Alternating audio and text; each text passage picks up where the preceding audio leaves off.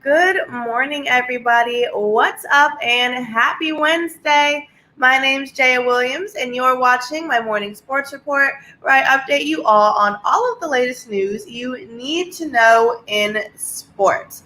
So, let's get right into today's updates. The NBA deals continue. Yesterday, I told you about a lot of the contracts and deals being made. There's even more to update you on this morning. Carmelo Anthony is back with the Lakers. He has signed a one-year deal. A lot of people have been talking about this one. How do we feel about Anthony being back over there? Let me know in the comment section.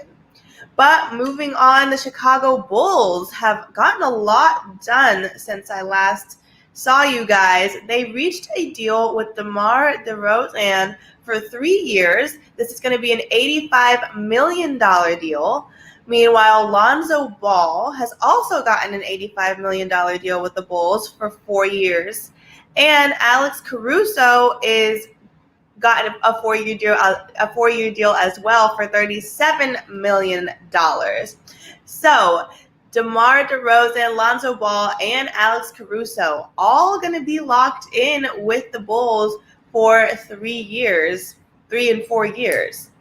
Steph Curry agrees to a $215 million extension in a 4-year deal. This makes him the first player ever to sign two $200 million contracts. That is crazy. I mean, honestly, if anybody was going to be the first player, I don't know if I'm too surprised in Steph Curry, but $200 million. Insane. Moving on to the Olympics, though, we actually have quite a few victories for the U.S. Women's basketball has been killing it lately. They beat Australia 79-55. As you know, they advanced to the quarterfinals. U.S. men's basketball has also taken another victory. They beat the Dominican Republic 3-1.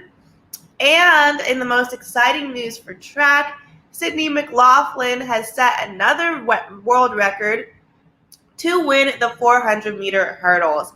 So I'm really excited to see Team USA really killing it lately. They've been doing good. I'm excited to see what happens with basketball as well. Moving on to tennis, Naomi Osaka has withdrawn from the National Bank Open. Osaka originally intended to follow her appearance at the Summer Olympics in Tokyo by participating in the National Bank Open held in Montreal. That begins next Monday. And as she prepared to compete in that Open, it came out that she's pulling the plug on it. As you know, she's done that in the past for mental health reasons. She hasn't really said why she's pulling out of this one, but I wouldn't be surprised if it was for mental health as well. Either way, you know I say it a million times, athletes should 100% prioritize their well-being and mental health first. So if that is the reason why Osaka decided to drop out of the National Bank Open, I think we should all fully support that. And moving on to the NFL, a few things going on in these camps here. Deshaun Watson missed his practice yesterday. He participated in the first 5 team practices, but yesterday he was a no-show. They haven't said whether he was out due to injury, but I mean, he's made it clear he wants out with the organization, so who knows with that? Let me know what you think down below. And in some more quarterback news, Dak Prescott might resume throwing next week. As you guys know, he's been out since suffering that right shoulder injury. He strained it, but they're saying that he could be healthy enough to start throwing again next week, so that's some good news for Prescott.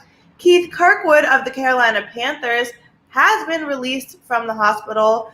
He was diagnosed with a concussion. So a lot of people kind of healing up these injuries. Good news. But on some not so good news, a huge brawl broke out at the New York Giants camp. Joe Judge was very angry and he punished the players. And it all began after Evan Ingram retaliated after a late hit on Corey. I mean, you know how it goes in camp. People get mad. there's a lot of emotion, so it ended in a big old fight. But I mean, I think they'll be all right. The other New York team, the Jets, has tackled Cameron Clark. The tackle Cameron Clark was taken to the hospital. He suffered a spinal contusion near the end of Tuesday's practice. So obviously we're wishing him a speedy and healthy recovery, and hopefully we're done seeing these insane injuries in the camp seasons. And before I leave you guys, a little bit more NCAA news. The Big 12 and Pac-12 are discussing, a partnership and potential merger. Most likely this is coming up because of Texas and Oklahoma leaving the Big 12 to join the SEC. It is coming out that it will be in 2025. Should they not pay all of those fees. But what could this potential merger between Big 12 and Pac-12 mean in the long term? I think the biggest thing with this whole Texas and Oklahoma thing is what this is going to mean for the entire NCAA long term. So here's some potential there. Do you guys think it would be effective for the Big 12 and Pac-12 to go ahead and partner up? Let me know in the comment section below. But with all of that being said, you are now up to date on all of the latest news in sports. Don't forget to subscribe to the Sports 2.0 Network down below, and be sure to tune in again tomorrow because I'll be here every morning with all of the newest updates to make sure you always know what's going on in the world of sports. I'm Jaya Williams. Thank y'all for watching, and I'll see you next time.